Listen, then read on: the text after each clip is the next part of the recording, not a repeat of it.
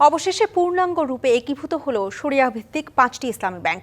বাস্তবায়ন হলো আর্থিক খাতের আলোচিত এই সংস্কার পদক্ষেপ।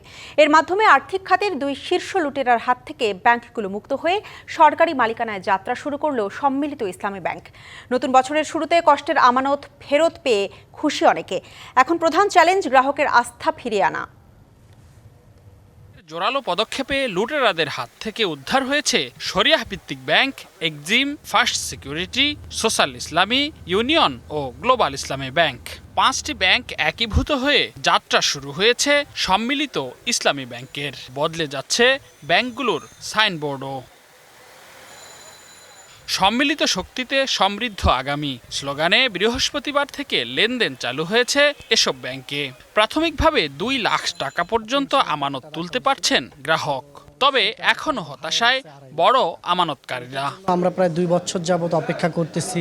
5,000 টাকা, 2,000 টাকা, 1,000 টাকা করে দিচ্ছিল। আজকে আসলাম, দেখি 2 লাখ টাকা দেওয়ার কথা। বাবা অসুস্থ ছিল, ক্যান্সারের সমস্যা ছিল।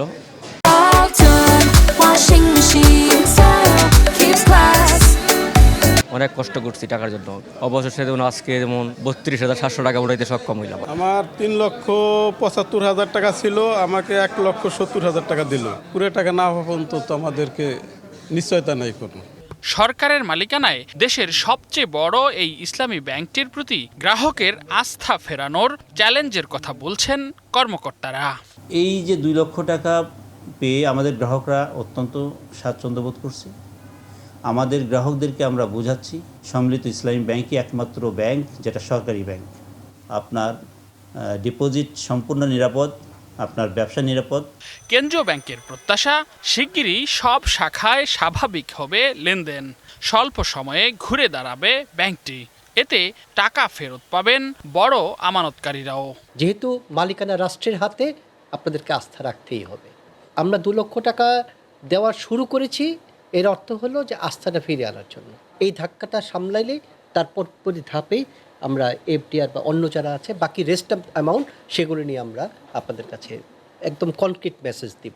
গ্রাহকের অভিযোগ, একীভূত ব্যাংকের সব শাখায় সমান সুবিধা মিলছে না।